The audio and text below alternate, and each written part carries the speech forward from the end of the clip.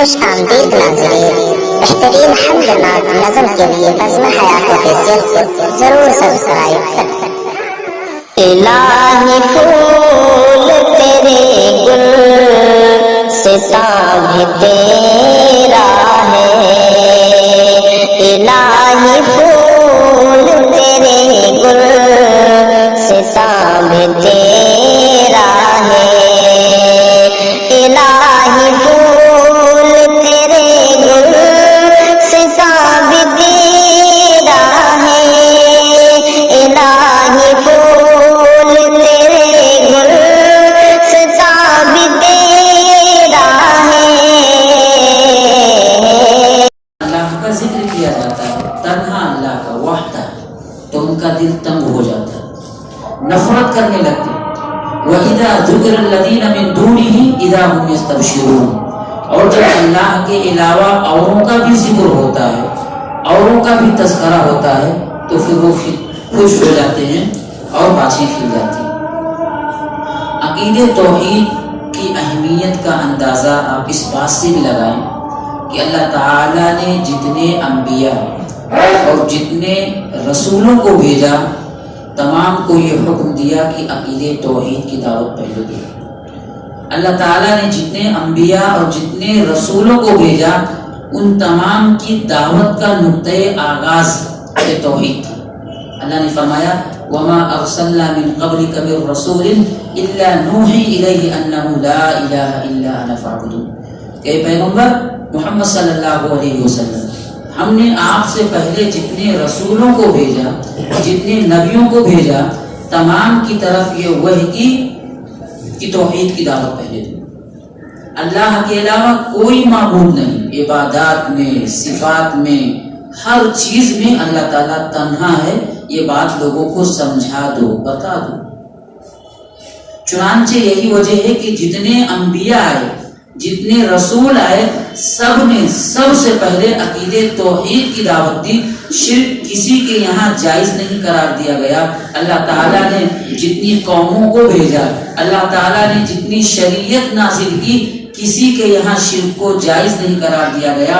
حضرت نوح علیہ السلام ہیں، اپنی قوم کو دعوت دیتے ہوئے فرماتے ہیں کہ اللہ تعبدوا الا اللہ، کہ دیکھیے اللہ کے علاوہ کسی کو شریک نہ ٹھہرانا، عبادت صرف اللہ کی ہونی چاہیے۔ حضرت ابراہیم علیہ السلام ہیں، خلیل اللہ ہیں، اللہ کے دوست ہیں، اپنے بچوں کو وصیت کرتے ہوئے فرماتے ہیں وَوَصَّى بِهَا إِبْرَاهِيمُ بَنِيهِ وَيَعْقُوبُ يَا بَنِيَّ إِنَّ اللَّهَ اصْطَفَىٰ لَكُمُ الدِّينَ فَلَا تَمُوتُنَّ إِلَّا وَأَنْتُمْ مُسْلِمُونَ کہ اے میرے بچوں، تمہاری موت اس حالت میں ہو، تم دنیا سے اس حالت میں جاؤ کہ تمہارا خاتمہ اسلام پر ہو، توحید پر ہو، تم اس حالت میں جاؤ کہ تم پکے اور سچے مسلمان ہوں۔ حضرت یوسف علیہ السلام ہیں، جیل میں ہیں، قید خانے میں ہیں، لیکن وہاں بھی عقیدہ توحید کی دعوت دینا نہیں بھول رہے ہیں۔ قرآن نے اس کا بھی نقشہ کھینچا ہے، یا صاحب السجن اارباب متفرقون خیر ام اللہ الواحد القہار، اے میرے جیل کے ساتھیوں، ذرا یہ تو بتاؤ کہ ایک اللہ بہتر ہے یا بہت سارے معبود؟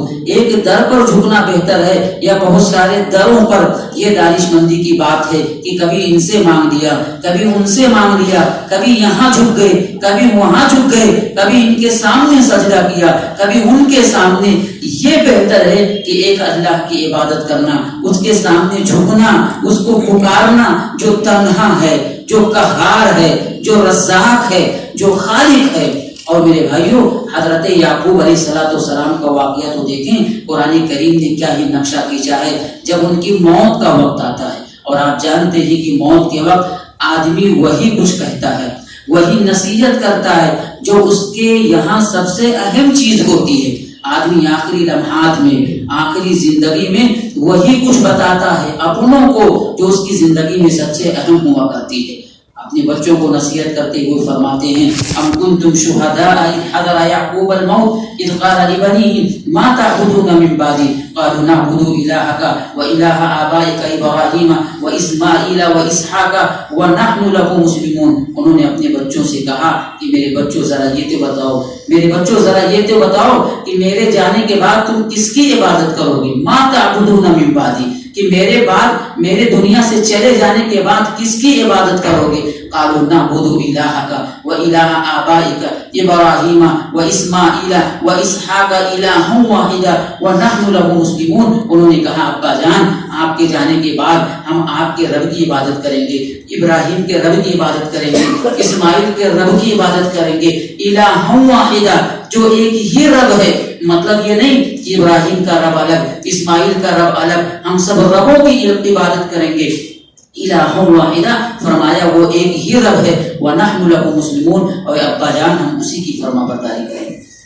تو تمام نبیوں نے، تمام رسولوں نے سب سے پہلے عقیدے توحید کی دعوت دی، اور جب اللہ کے نبی صلی اللہ علیہ وسلم کو یہ حکم ہوا کہ ڈرائیے، دعوت دیجیے، تو سب سے پہلی آپ کی جو دعوت تھی آپ دیکھیں، آپ نے فرمایا یا ایھا الناس قولوا لا الہ الا اللہ تفلحوا، کہ اے لوگوں تم کہو اللہ کے علاوہ کوئی معبود نہیں، یا ایھا الناس قولوا لا الہ الا اللہ تفلحوا، کہ اے لوگوں کہو اللہ کے علاوہ کوئی معبود نہیں، تفلحوا تم کامیاب ہو جاؤ، یا ایھا الناس قولوا لا الہ الا اللہ تملک العرب والعجم، کہ اے لوگوں کہو اللہ کے علاوہ کوئی معبود نہیں، عرب بھی تمہارا ہوگا، عجم بھی تمہارا ہوگا، دونوں پر اسلام کا جھنڈا لہرائے گا۔ توحید میں یہ طاقت ہے، توحید میں یہ پاور ہے کہ آدمی اگر توحید کو اپنا لے، مسلمان اگر توحید کو اپنا لے، تو اللہ کے نبی نے کہا کہ عرب و عجم پر تم بھی ہوں گے، تمہاری حکومت ہو، تمہارا ہی غلبہ ہوگا، کسی اور کا نہیں۔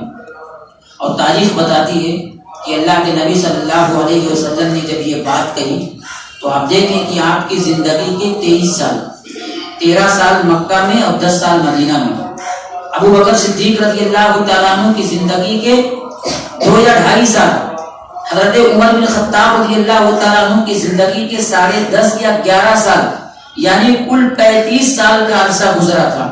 اللہ کے نبی صلی اللہ علیہ وسلم نے جب یہ بات کہی تھی کہ لوگوں لا الہ الا اللہ کہو، عرب بھی تمہارا ہوگا، عجم بھی تمہارا ہوگا، دونوں پر اسلام کا جھنڈا لہرائے گا، جب اللہ کے نبی نے یہ بات کہی تھی تو ابو بکر چلایا تھا، چیخ اٹھا تھا، وہ کہا تھا کہ کھانے کے لیے روٹیاں نہیں ہیں، بیٹھنے کے لیے چٹائیاں نہیں ہیں، اور بات یہ کہتا ہے کہ لا الہ الا اللہ کہو، عرب بھی تمہارا ہوگا، عجم بھی تمہارا ہوگا۔ مگر میرے بھائیو اللہ کے نبی نے یہ بات تو خود سے نہیں کہی تھی، اس رب العالمین نے کہلوایا تھا جو آئندہ کی بات بھی جانتا ہے۔ چنانچہ 35 سال کا عرصہ گزرا، 35 سال کا عرصہ گزرا کہ اسلام کی توحید اور اللہ تعالیٰ کی یہ دعوت یہ مکہ سے نکل کر مدینہ پہنچتی ہے، اور پھر افریقہ کے جنگلوں سے نکلتے ہوئے یورپ کے چٹانوں تک پہنچ جاتی ہے، اور پوری دنیا نے 35 سال میں دیکھا کہ اللہ کے نبی نے جو وعدہ کیا وہ وعدہ سچ نکلا۔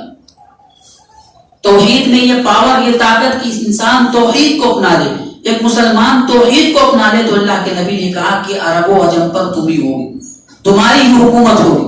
حضرت نوح علیہ السلام نے اپنے بچوں کی وصیت کرتے ہوئے فرمایا کہ اسی کا بقول لا الہ الا اللہ، کہ اے میرے بچوں میں تمہیں لا الہ الا اللہ کی وصیت کرتا ہوں۔ باقاعدہ انبیاء صحابہ اپنے بچوں کو وصیت کیا کرتے، توحید کی نصیحت کیا کرتے تھے۔ کیا ہم نے کبھی اس پر غور کیا؟ کبھی ہم نے اپنے بچوں کو توحید سمجھایا، بتایا کہ توحید کیا چیز ہے، اس کے تقاضے کیا ہیں، اس کے مفاہیم کیا ہیں، یہ کتنی بڑی دولت ہے؟ اور ایک انسان کی زندگی سے اگر توحید نکل جائے، اللہ تعالیٰ کا ڈر اور خوف نکل جائے، اللہ کی تخلیق اور اللہ تعالیٰ کی عبادت کا شوق اگر دل سے نکل جائے، تو آدمی پھر گمراہ ہو جاتا ہے۔ اپنے بچوں کو وصیت کرتے ہیں اس قول لا الہ الا اللہ، اے میرے بچے میں تجھے لا الہ الا اللہ کی وصیت کرتا ہوں۔ کیوں؟ وجہ سبب کیا ہے؟ فإنها لو أُزِيَتْ فِي كِفَّةٍ وَأُزِيَتِ السَّمَاوَاتُ وَالْأَرْضُ فِي كِفَّةٍ لَرَجَحَتْ بِهِنَّ۔ انہوں نے کہا کہ اگر لا الہ الا اللہ کو ترازو کے ایک پلڑے میں رکھ دیا جائے اور زمین و آسمان کو ترازو کے دوسرے پلڑے میں رکھ دیا جائے، لَرَجَحَتْ بِهِنَّ، تو وہ پلڑا کی جس میں لا الہ الا اللہ ہے وہ بھاری ہو جائے گا، وہ وزنی ہو جائے گا۔ توحید میں یہ پاور ہے، یہ طاقت ہے، توحید کی یہ عظمت ہے میرے بھائیوں، یہ مقام و مرتبہ۔ لیکن افسوس کہ آج ہمارے دلوں سے توحید نکل گیا، آج ہمارے دلوں سے توحید نکل گیا۔ توحید کیا ہے، اس کے تقاضے کیا ہیں؟ مفاہیم کیا ہیں آج کا مسلمان نہیں جانتا. میرے بھائیوں کفار مشرکین بھی اس بات کو مانتے تھے کہ پوری کائنات کو پیدا کرنے والا اللہ. مشرکین مکہ اس بات کو بھی مانتے تھے کہ روزی دینے والا اللہ ہے, پیدا کرنے والا اللہ ہے. وہ اس بات کو مانتے تھے, جانتے تھے. اللہ تعالیٰ نے قرآن کریم کے اندر اس کا نقشہ کھینچا ہے کہ لئن سألتہم من خلقہم لیقولن اللہ. اگر ان سے یہ سوال کیا جائے, پوچھا جائے کہ انہیں کس نے پیدا کیا, تو کہیں گے لیقولن اللہ. وہ ضرور یہ جواب دیں گے کہ اللہ تعالیٰ نے پیدا کیا. اگر ان سے یہ سوال کیا جائے کہ روزی دینے والا کون, ان کا یہ جواب ہوگا کہ اللہ تعالیٰ. اگر ان سے یہ پوچھا جائے کہ آسمان سے بارش کون نازل کرتا, لیقولن اللہ, تو ان کا ضرور یہ جواب ہوگا کہ اللہ تعالیٰ اس پر قادر ہے. یہ ساری چیزیں اللہ کی مرضی سے ہوتی. اور یہی نہیں بلکہ جب ان کی کشتی کہیں بھور میں پھنس جایا کرتی تھی, کشتی اگر کہیں بھور میں پھنس جاتی تو اس موقع سے تنہا اللہ کو پکارا کرتے. وَإِذَا رَكِبُوا فِي الْفُلْكِ دَعُوا اللَّهَ مُخْلِصِينَ لَهُ الدِّينَ, کہ جب کشتی بھنور میں پھنس جاتی تو کہتے ہیں کہ اللہ کو یاد کرو, اللہ کو یاد کرو, اللہ کو پکارو. مخلصین لہ الدین, اس کے لیے خالص ہو جاؤ, اللہ کو پکارو. فلما نجاهم من البر اذا هم يشركون, لیکن جب اللہ تعالیٰ انہیں نجات دے دیتا, خشکی پر پہنچاتا, اذا هم يشركون, تو اوروں کی عبادت شروع کر دیتے. تو تخلیق میں, رزق دینے میں اور کائنات کو چلانے میں آپ دیکھیں گے یہ مشرکین مکہ کا بھی یہ ایمان و عقیدہ تھا کہ اللہ تعالیٰ سب کو پیدا کرنے والا, روزی دینے والا اللہ ہے, قہار اللہ ہے. یہ ساری چیزیں ان کے یہاں بھی تھیں. پھر سوال یہ پیدا ہوتا کہ آخر وہ اللہ کو چھوڑ کر یا اللہ کے ساتھ اوروں کی عبادت کیوں کیا کرتے تھے, اللہ کے ساتھ اوروں کو کیوں پکارا کرتے تھے. معبودان باطلا, لات, منات, عزا اور جو طرح طرح کے بت بنا رکھے تھے, اللہ کے ساتھ اوروں کی عبادت کیوں کیا کرتے تھے. یہ سوال پیدا ہوتا جب ان کا یہ ماننا, ایمان و عقیدہ کہ اللہ نے پیدا کیا ہے, روزی اللہ دیتا ہے, یہ ایمان و عقیدہ تھا, پھر اس کے باوجود بھی یہ اللہ کے ساتھ اوروں کو کیوں شریک کرتے تھے. اس کا قرآن کریم میں جواب دیا گیا. ایک جواب تو یہ دیا گیا کہ فَيَعْبُدُونَ مِن دُونِ اللَّهِ مَا لَا يَضُرُّهُمْ وَلَا يَنْفَعُهُمْ وَيَقُولُونَ هَؤُلَاءِ شُفَعَاؤُنَا عِندَ اللَّهِ, کہ یہ ایسے لوگوں کی عبادت کرتے جو نفع نقصان کے مالک نہیں, لیکن جب پوچھا جائے تو کیا کہتے, فَيَقُولُونَ هَؤُلَاءِ شُفَعَاؤُنَا عِندَ اللَّهِ, ہم ان کی عبادت اس لیے کرتے, ان کو اس لیے پکارتے تاکہ اللہ کے یہاں ہماری سفارش کر دیں. ہم انہیں اس لیے پکارتے, اس لیے مانتے ہیں کہ یہ تو بڑے ہیں, ہماری کیا حیثیت ہے, اللہ کے یہاں ہماری سفارش کر دیں گے. اور ایک دوسرا جواب اللہ تعالیٰ نے دیا ہے لِيُقَرِّبُونَ إِلَى اللَّهِ زُلْفَى, ہم ان کو اس لیے پکارتے, ان کی عبادت اس لیے کرتے تاکہ یہ ہمیں اللہ سے قریب کر دیں. لِيُقَرِّبُونَ إِلَى اللَّهِ زُلْفَى, اللہ تعالیٰ سے ہمیں قریب کر دیں, یہ مقصد ہوا کرتا تھا. میرے بھائیوں, بے عینی وہی عقیدہ جو مشرکین مکہ کا تھا آج ہمارے بعض مسلمان بھائیوں, جو عقیدہ, جو ایمان مشرکین مکہ کا تھا آج ہمارے بعض مسلمانوں کا ہے. وہ کہتے ہیں اس لیے ہم پکارتے ہیں, ہم اس لیے ان کو مانتے ہیں تاکہ اللہ کے یہاں ہماری سفارش کر دیں, ہم اس لیے مانتے ہیں تاکہ اللہ کی قربت اور اللہ تعالیٰ سے ہم قریب ہو جائیں.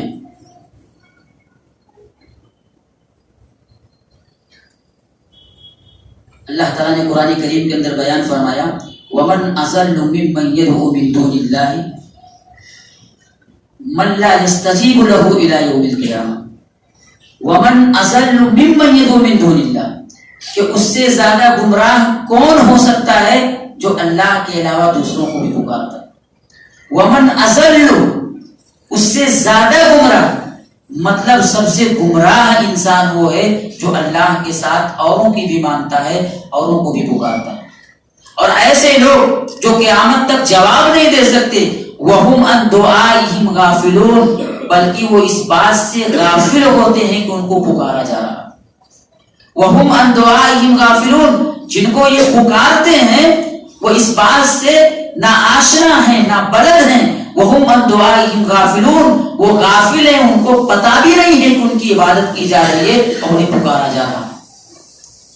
حقیقت یہ ہے کہ ایک انسان ایسوں کو پکارے جسے پتا بھی نہ ہو تو ظاہر ہے اس سے بڑا گمراہ کون ہو سکتا ہے؟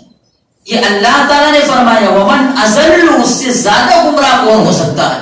مطلب اس کائنات میں سب سے بڑا گمراہ انسان وہ ہے جو اللہ کے ساتھ اوروں کو بھی عبادت کرتا، اوروں کو بھی پکارتا ہے۔ اچھا ایک بات آپ سوچیں کہ ایک انسان جب مرنے لگتا ہے، مر جاتا ہے، وہ محتاج ہوتا ہے کہ اسے غسل دیا جائے۔ ایک انسان جب مرنے لگتا ہے، مر جاتا ہے، وہ محتاج ہوتا ہے کہ اسے کفن دیا جائے۔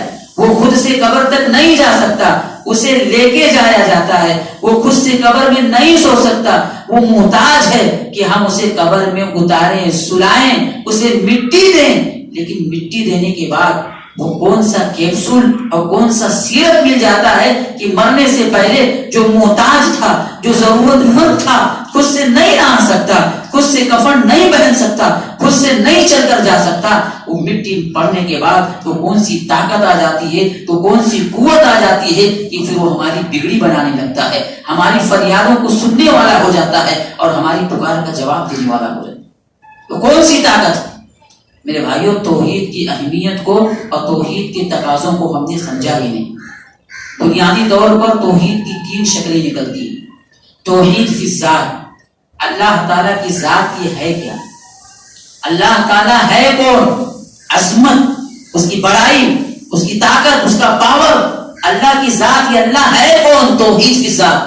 آپ کو دیکھنا ہو سورہ اخلاص پڑھیں، سورہ اخلاص پڑھیں۔ توحید پھر عبادات، تمام عبادات میں، عبادات کی جتنی شکلیں ہیں، عبادات کی جتنی قسمیں ہیں، ان تمام میں اللہ تعالیٰ کو تنہا مانا جائے۔ پورے قرآن کریم کے اندر اس کے حوالے سے بے شمار آیتیں آپ کو ملیں گی۔ عبادات کی بہت ساری شکلیں، روزہ عبادت، نماز عبادت، رکوع سجدہ، نظر و نیاز، عبادات کی بہت ساری شکلیں۔ عبادات کی جتنی قسمیں ہیں ان تمام کا مستحق اللہ رب العالمین۔ توحید فی الصفات، یعنی صفات میں، کمالات میں اللہ تعالیٰ کو ایک جانا جائے۔ صفات میں اللہ تعالیٰ کے جو کمالات ہیں ان میں اللہ تعالیٰ کو یکتا اور تنہا جانا جائے، کسی سے تشبیہ نہ دی جائے، کسی سے تمثیل نہ دی جائے، اللہ تعالیٰ کو تنہا جانا جائے۔ اور اس حوالے سے اگر آپ کو تفصیلی گفتگو چاہیے آپ آیت الکرسی پڑھ لیں۔ آیت الکرسی میں شروع سے اخیر تک اللہ تعالیٰ کی صفات اور اللہ تعالیٰ کی کمالات کا تذکرہ ہے۔ اللہ لا الہ الا هو الحی القیوم لا تأخذہ سنۃ ولا نوم لہ ما فی السماوات وما فی الارض من ذا الذی یشفع عندہ۔ پوری آیت آپ پڑھ لیں، اللہ تعالیٰ کی صفات اور اللہ تعالیٰ کی کمالات کیا ہے مکمل تذکرہ آپ کو ملے گا۔ اللہ لا الہ الا هو الحی القیوم، اللہ تعالیٰ کو حی کہا گیا، اللہ تعالیٰ زندہ ہے۔ اللہ لا الہ الا هو الحی القیوم، اللہ تعالیٰ زندہ ہے، بذات خود کا ہے۔ تو اللہ تعالیٰ کی یہ صفت ہے کہ اللہ تعالیٰ زندہ ہے، تو گویا کہ اس صفت میں اللہ تعالیٰ کو تنہا جانا جائے۔ اللہ تعالیٰ زندہ ہے، مطلب یہ ہے کہ اس صفت میں اللہ کو تنہا جانا جائے، اور ہمارا یہ ایمان و عقیدہ ہونا چاہیے کہ اللہ کے علاوہ کسی اور کے لیے بقا نہیں، اللہ کے علاوہ کوئی ولی ہو، بزرگ ہو، یہاں تک کہ پیغمبر ہی کیوں نہ ہو۔ یہ توحید کی جو شکلیں نکلتی ہیں، توحید کی صفات کہ قرآن کریم کے اندر اور اللہ کے نبی نے احادیث میں اللہ تعالیٰ کی جن صفات کا تذکرہ کیا ہے، جن کمالات کا اور اوصاف کا تذکرہ کیا، ان میں اللہ تعالیٰ کو تنہا جانا جائے۔ اللہ تعالیٰ زندہ ہے تو یہ ہمارا ایمان و عقیدہ ہونا چاہیے کہ اللہ کے علاوہ اس روئے زمین پر کسی کے لیے بقا نہیں، کوئی اور زندہ نہیں رہ سکتا۔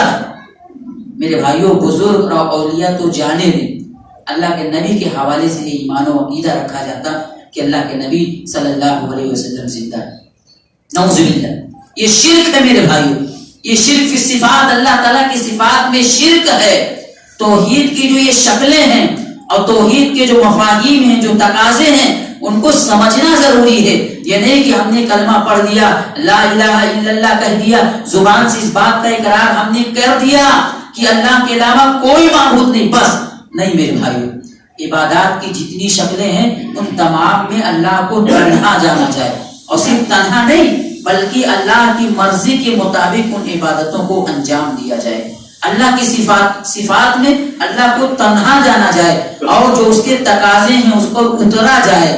اللہ تعالیٰ نے جو تخلیق فرمائی، پوری کائنات کو پیدا فرمایا، اس بات کا ایمان و عقیدہ ہونا چاہیے کہ ذرے ذرے کو پیدا کرنے والا اللہ تعالیٰ، اللہ کی مرضی کے بغیر ایک پتا بھی نہیں ہل سکتا ہے. یہ ہمارا ایمان و عقیدہ ہونا چاہیے. آج میرے بھائیوں ہمارا ایمان، ہمارا عقیدہ اتنا کمزور ہو گیا کہ آدمی ذرا پریشان ہوتا، گھر میں ذرا پریشانی آئی کہ آدمی اپنا ایمان بیچ دیتا اور عقیدے کا سودا کر دیتا.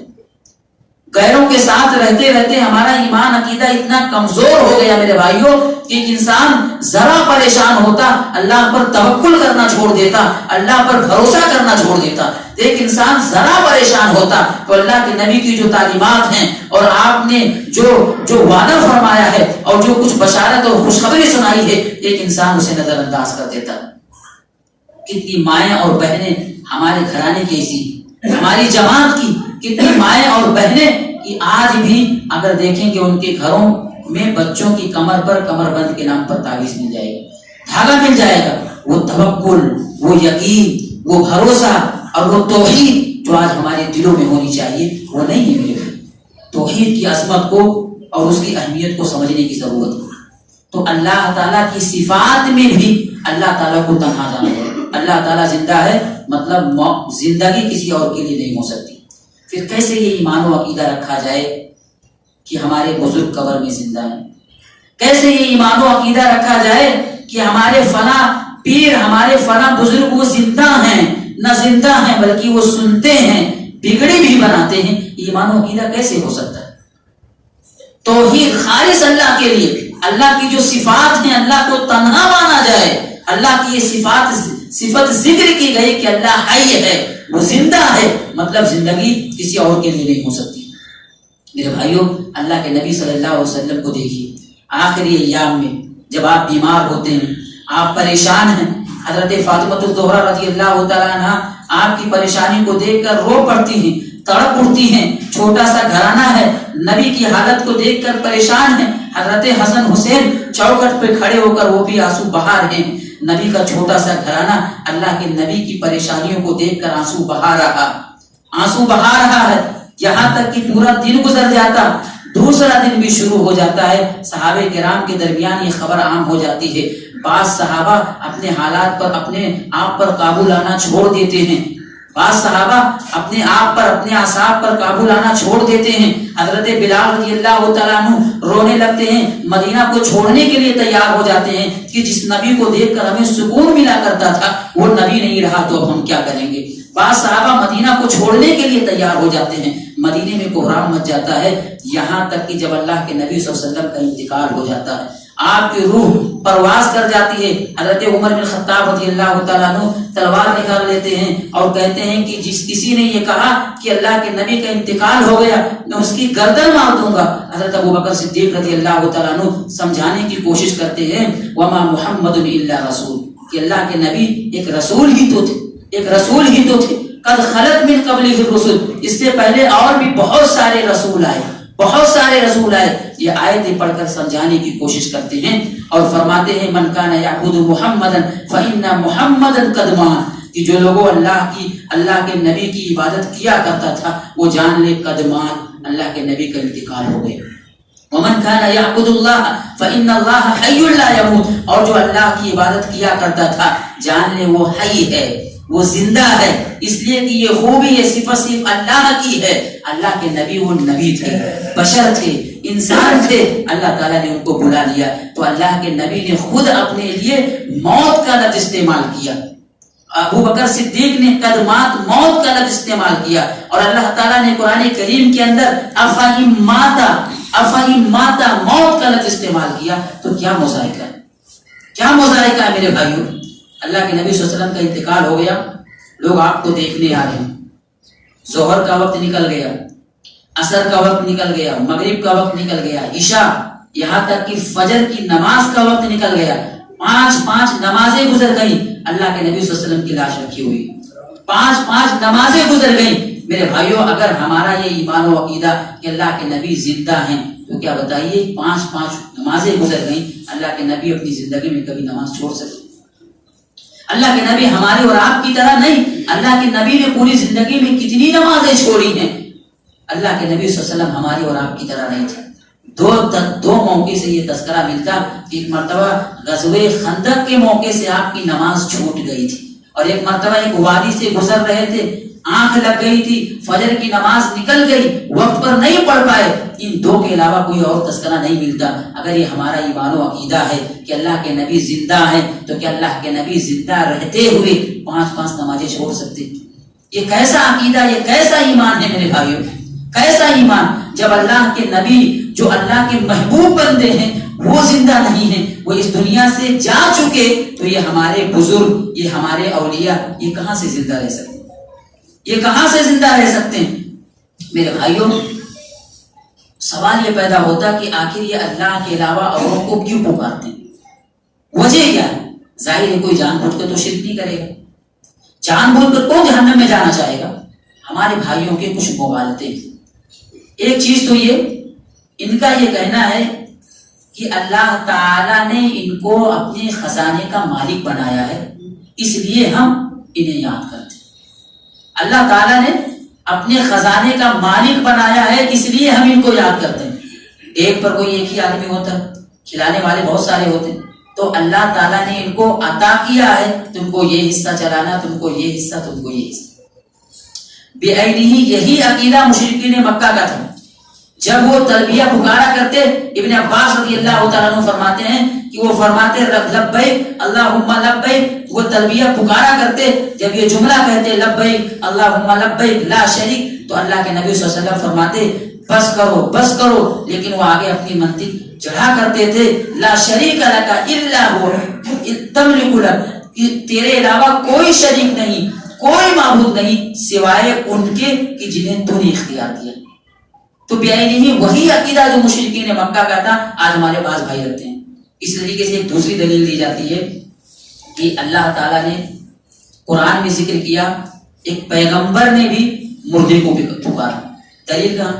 دلیل اللہ نے فرمایا وَإِذْ قَالَ إِبْرَاهِيمُ رَبِّ أَرِنِي كَيْفَ تُحْيِي الْمَوْتَى، حضرت ابراہیم علیہ السلام نے کہا کہ وَإِذْ قَالَ إِبْرَاهِيمُ رَبِّ أَرِنِي، ابراہیم نے کہا کہ اے میرے رب ذرا یہ بتا، دکھا مجھے کہ تم مردوں کو کیسے زندہ کرتا۔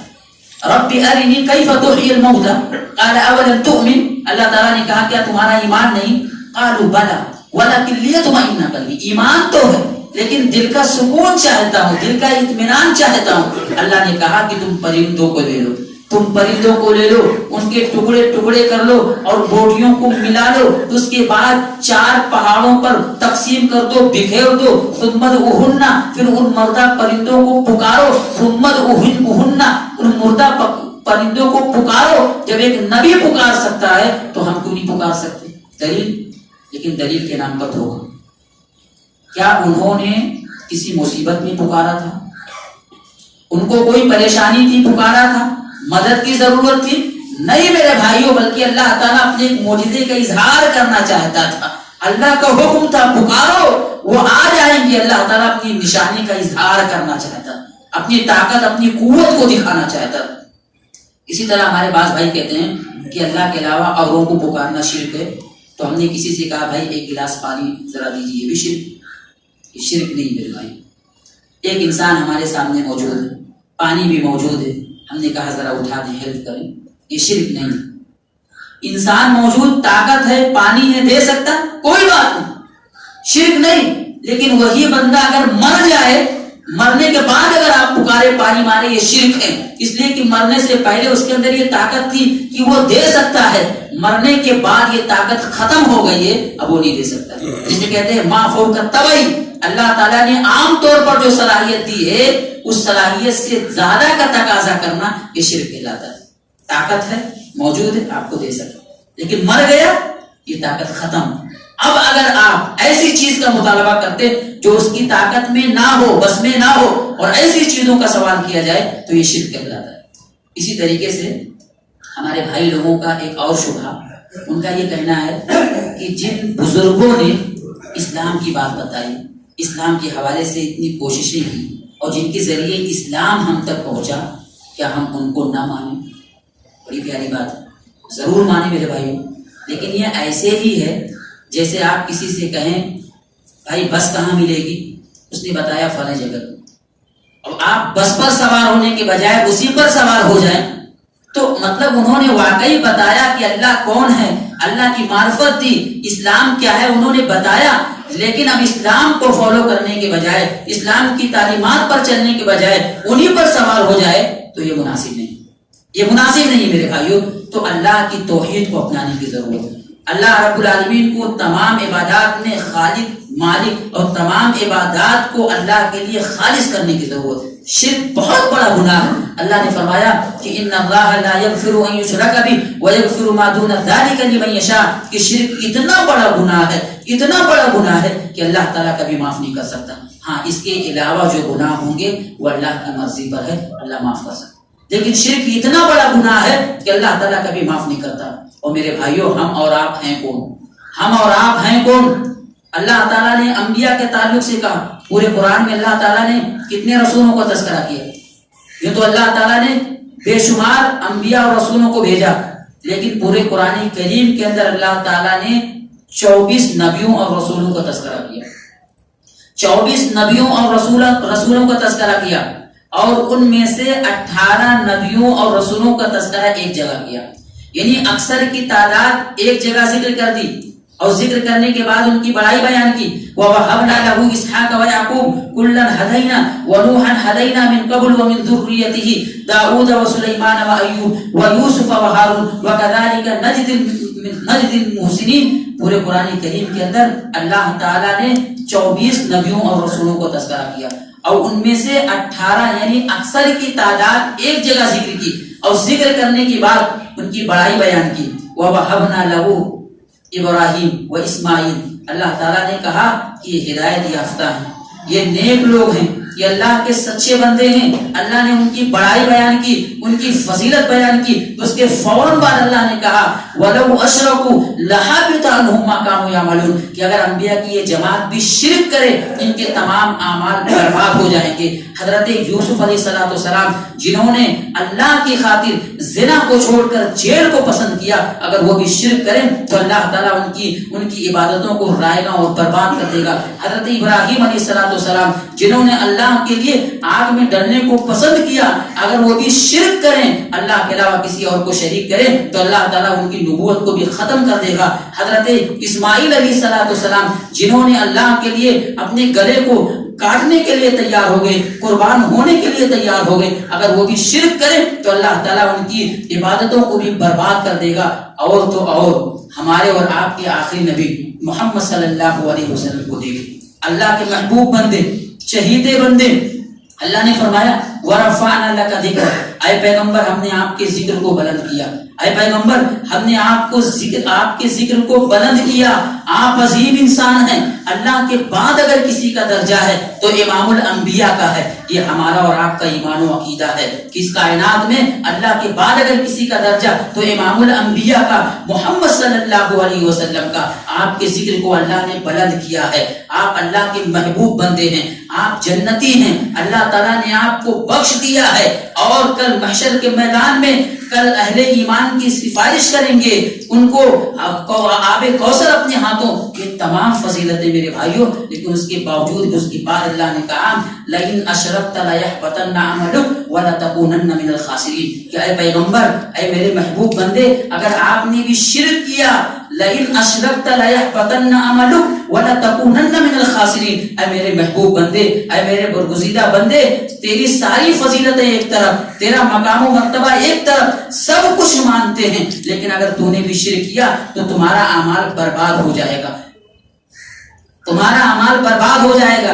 یا ایھا المدثر کا لقب چھین لوں گا، یا ایھا المزمل کا لقب چھین لوں گا، میرا پیار ختم ہو جائے گا، تمہاری نبوت چھین جائے گی۔ ہمارا یہ ایمان و عقیدہ ہے کہ انبیاء کی جماعت نعوذ باللہ یہ شرک نہیں کر سکتی، اللہ کے نبی نعوذ باللہ یہ شرک نہیں کر سکتے۔ یہ اللہ تعالیٰ نے ہمیں اور آپ کو سمجھانے کے لیے، بتانے کے لیے کہ دیکھیے جب انبیاء کا شرک معاف نہیں ہو سکتا ہے تو تمہارا کہاں سے معاف ہو سکتا ہے۔ میرے بھائیوں، توحید کو سمجھنے کی ضرورت ہے، توحید کے تقاضوں کو، اس کے مفاہیم کو سمجھنے کی ضرورت ہے۔ ایک تفصیلی موضوع ہے. افسوس اس بات کا میرے بھائیوں کہ کتنے مسلمان ایسے ہیں جو توحید کے تقاضے نہیں جانتے, ان کے مفاہیم کو نہیں جانتے. وہ یہ سمجھتے ہیں کہ اہل حدیث گھر میں ہم پیدا ہو گئے, کلمہ پڑھ لیا بس کافی ہے. نہیں میرے بھائی, کتنے اہل حدیث گھرانے ایسے ہیں کہ کسی نہ کسی راستے سے ان کے ہاں شرک پایا جاتا ہے.